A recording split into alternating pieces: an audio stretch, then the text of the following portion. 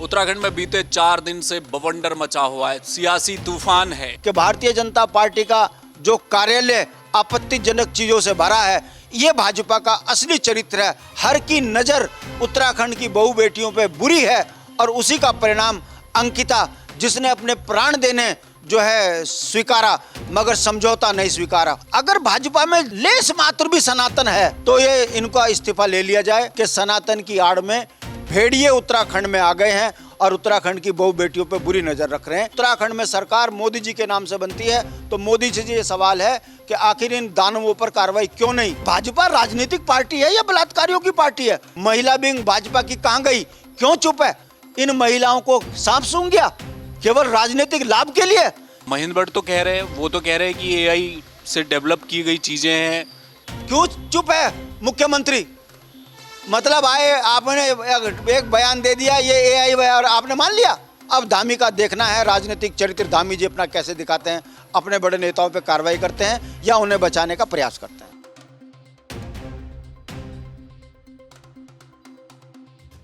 उत्तराखंड में बीते 4 दिन से बवंडर मचा हुआ है, सियासी तूफान है। एक तरफ बीजेपी के पूर्व विधायक सुरेश राठौर की कथित पत्नी उर्मिला सनावर हैं, जो हर रोज लाइव पर आती हैं और एक के बाद एक नेता का नाम ले रही हैं, बीजेपी नेताओं के वरिष्ठ नेताओं के नाम ले रही हैं और बड़े संगीन आरोप उनके द्वारा लगाए जा रहे हैं। दूसरी तरफ अंकिता भंडारी हत्याकांड को लेकर जो शुरुआत से पहले दिन से एक चर्चा हो रही थी कि वीआईपी कौन है, उसकी चीज़ें निकल कर आ रही हैं। घर में माता पिता अभी भी रो रहे हैं। उनका ये कहना है कि जब उन्नाव रेप में इतना बड़ा फैसला हाईकोर्ट से एक बलात्कारी छूट जा सकता है तो ये बलात्कारी भी छूट जाएंगे कल हाईकोर्ट से। क्या ऐसा होने वाला है? इस सब के बीच में एक संगठन उत्तराखंड में, उत्तराखंड क्रांति दल, जिसने अंकिता भंडारी हत्याकांड से लेकर तमाम उत्तराखंड के मुद्दों पर, जल जंगल की ज़मीन लड़ने के लिए सड़कों पर हमेशा रहता है। बातचीत करेंगे कि उक्रांद इस पूरे मामले को कैसे देख रहा है और अपनी क्या प्रतिक्रिया दे रहा है। मेरे साथ शांति प्रसाद भट्ट हैं, जो कि यूकेडी के केंद्रीय प्रवक्ता हैं, वरिष्ठ नेता हैं। भट्ट जी, ये जो कुछ हो रहा है वीआईपी को लेकर, आप लोग पहले भी बहुत बातें करते रहे कि जी कोई वीआईपी है, कोई वीआईपी है, कोई वीआईपी है, लेकिन उसका कहीं पर कोई चीज़ें सामने निकल कर नहीं आई। जो आरोपी थे उन्हें दोषी करार दिया गया निचली अदालत से, अब वो हाई कोर्ट में हाथ पांव मार रहे हैं बेल के लिए। न्याय मिल गया है, अधूरा है?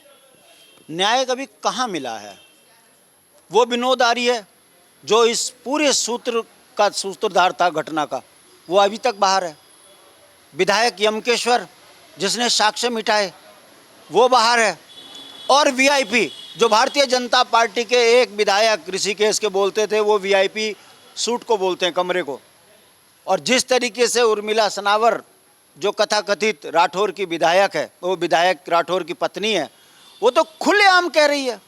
दुष्यंत गौतम है, अजय कुमार है। तो जो शक हमको पहले था उस पर मोहर लग गई। दुर्भाग्य ये है, इस देवभूमि को हमेशा कलंकित बाहर के लोगों ने किया है। और जब हम बाहर के लोग कहते हैं तो इन 25 वर्षों में आप भी जानते हैं कि राज्य को लूटने वाले बाहर के हैं, राज्य के संसाधनों में बैठने वाले बाहर के हैं, सत्ताओं में सत्ताधीश बाहर के हैं और उत्तराखंडियत के लिए खतरा भी बाहर के बने हैं। और उर्मिला सनावर जो सहारनपुर की है, उसने जिस तरीके से बड़ी निर्लज्जता के साथ भारतीय जनता पार्टी के केंद्र के नेताओं के नाम लिए हैं, ये बताने के लिए काफ़ी है कि भारतीय जनता पार्टी का जो कार्यालय आपत्तिजनक चीज़ों से भरा है, ये भाजपा का असली चरित्र है। हर की नज़र उत्तराखंड की बहू बेटियों पे बुरी है और उसी का परिणाम अंकिता, जिसने अपने प्राण देने जो है स्वीकारा मगर समझौता नहीं स्वीकारा। और जिस निर्लज्जता के साथ उर्मिला ने कहा कि ये ग्रुप सेक्स वनंतरा में करने के लिए जा रहे थे, ये इतने गंभीर आरोप हैं। हाई कोर्ट, सुप्रीम कोर्ट में इसको स्वतः संज्ञान लेकर इनको गिरफ्तार करने के आदेश कर देने चाहिए।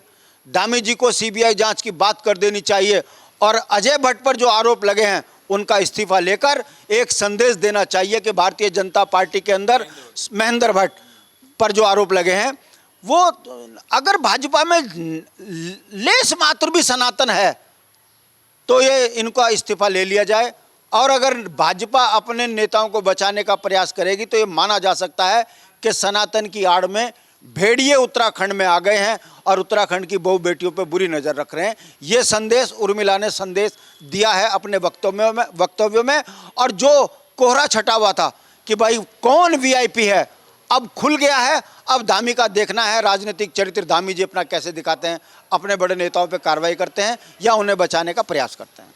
इस्तीफे की बात आप कर रहे हैं, जो आरती गौड़ का भी उन्होंने नाम लिया कि भाई उन्होंने बुलडोजर चला दिया, उसमें आरती गौड़ ने भी अपनी बातें सामने रखी हैं। उनसे तो पार्टी ने इस्तीफा ले लिया और उन्हीं के कहने पर उर्मिला सनावर, सुरेश राठौर पर मुकदमा भी कल पुलिस ने दर्ज कर लिया है। तो आप कह रहे हैं कि जो दूसरे नेताओं के नाम आए हैं वो भी इस्तीफा दें? ना दें। भारत के प्रधानमंत्री जो उत्तराखंड की सानवी हैं, उनके नाम से उत्तराखंड में सरकार आई है। और प्रधानमंत्री जी ये हमेशा कहते हैं कि मुझे उत्तराखंड से बहुत लगाव है, मैंने यहाँ से आध्यात्म से बहुत कुछ सीखा है। जब वो दीदी बुलियों करते हैं तो पूरा उत्तराखंड उनके साथ खड़ा हो जाता है। तो जब उत्तराखंड की बेटियों पर निर्लजता से आरोप लगे हैं तो अभी तक प्रधानमंत्री जी ने उनके इस्तीफे क्यों नहीं लिए? क्या समझा जाए कि भारत के प्रधानमंत्री जी जिस तरीके से सेंगर को अदालत ने जो है जमानत दे दी, क्या उसी तरीके से इस मामले में भी चुप हैं, सेंगर के मामले में भी चुप हैं? तो कैसे उत्तराखंड से प्यार है, ये सवाल बनता है। ये सवाल मैं इसलिए कर रहा हूं क्योंकि उत्तराखंड में सरकार मोदी जी के नाम से बनती है। तो मोदी जी से ये सवाल है कि आखिर इन दानवों पर कार्रवाई क्यों नहीं, और अगर नहीं है तो कई यक्ष पर्सन खड़े हैं कि आखिर इसमें भाजपा की चुप्पी क्यों है? महिला विंग भाजपा की कहाँ गई, क्यों चुप है? जिस राज्य में हंसा ददाई, बेलमती चौहान ने नौनियाल बच्चों के भविष्य के लिए बलिदान दिया हो, जिस राज्य को टीलू रौतेली, गौरा देवी से जाना जाता हो, उस राज्य के अंदर इन महिलाओं को सांप सूंघ गया केवल राजनीतिक लाभ के लिए। इससे पता चलता है कि भारतीय जनता पार्टी में जो महिला विंग है वो भी आकंठ राजनीति में डूबी हुई, स्वार्थ से भरी हुई है। इसीलिए अंकिता बिटिया के मामले में इन दुर्दांतों के खिलाफ एक शब्द नहीं निकल रहा है। अरे आप उर्मिला को ही गलत बता दो, क्यों चैनलों से भाग रही हो, क्यों जवाब देने से बच रही हो? इससे पता चलता है कि आकंठ भाजपा भ्रष्टाचार में डूबी है। आकंठ भाजपा के नेता दानवों की दृष्टिकोण से उत्तराखंड के अंदर हैं। एक हो तो बताइए, हर दूसरा आदमी, चाहे वो द्वाराहाट का विधायक हो, चाहे ज्वालापुर का विधायक हो, हर एक के चरित्र पर उंगली खुट रही। जितने जेलों में पड़े हैं बलात्कार में सारे भाजपा के हैं, वो चाहे दुग्ध संघ के हों, चाहे हरिद्वार के जो अपनी बेटियों को परोस रहे हों। तो ये भाजपा राजनीतिक पार्टी है या बलात्कारियों की पार्टी है?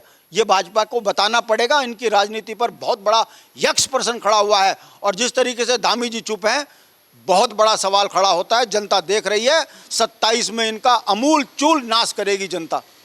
आप महेंद्र भट्ट तो कह रहे हैं, वो तो कह रहे हैं कि एआई से डेवलप की गई चीज़ें हैं।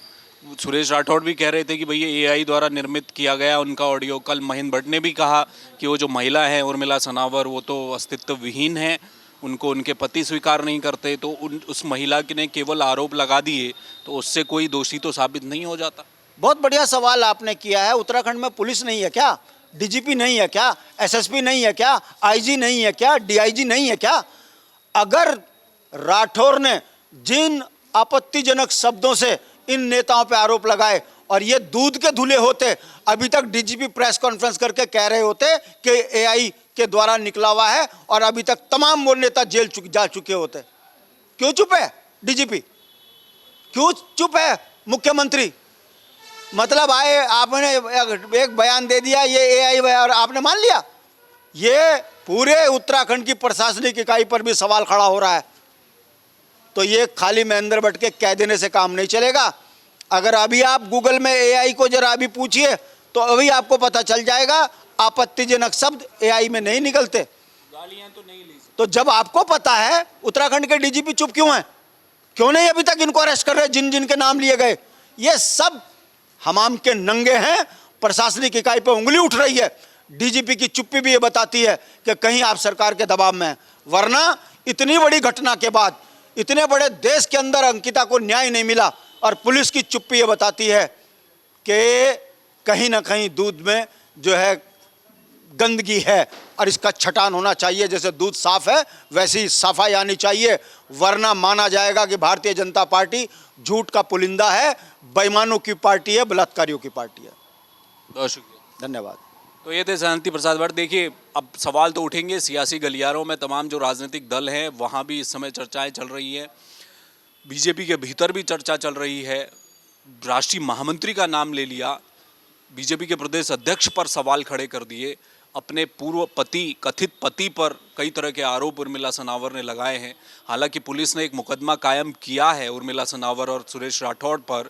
जो भी उनके द्वारा आरोप लगाए गए हैं, जो ऑडियो सामने आया है, वो सब आरती गौड़ के कहने, उनकी शिकायत पर हुए हैं। आरती गौड़ बीजेपी की पूर्व नेत्री हैं, वो खुद से इस्तीफा देकर पार्टी से बाहर हो गई। अब खुद से गई कि पार्टी में उन पर दबाव डाला गया, ये बड़ा सवाल है। लेकिन जो एक छोटी कार्यकर्ता थी उसे पार्टी से बाहर कर दिया। लेकिन जिन बड़े नेताओं के नाम सामने आ रहे हैं, जिनके दामन पर भी आरोप का दाग फिलहाल लगा है, दोषी सिद्ध नहीं हो जाते लेकिन आरोप जरूर लगा है और बड़े बड़े पदों पर बैठे हुए ये नेता हैं, तो क्या पुलिस ने जो मुकदमा कायम किया है उर्मिला सनावर पर, सुरेश राठौर पर, उसकी तहकीकात में, चूंकि उर्मिला सनावर ये साफ कर चुकी हैं कि उनके पास जो भी सबूत है, जो भी डिजिटल सबूत उनके पास मौजूद हैं, वो अंकिता भंडारी के माता पिता तक भी वो पहुंचा रही हैं और जगहों पर भी पहुंचा रही हैं। और पुलिस अगर उन्हें बुलाती है वो अपने बयान दर्ज करवाएंगी और वो सबूत भी पेश करेंगी। अब देखना ये है कि जो एफआईआर हुई है, क्या इसके बाद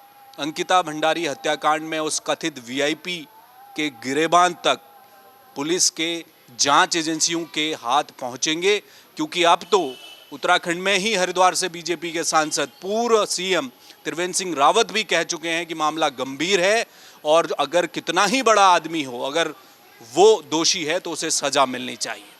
कैमरामैन मयूर उपाध्याय के साथ हेमभट्ट, जय भारत टीवी। आप देख रहे हैं जय भारत टीवी।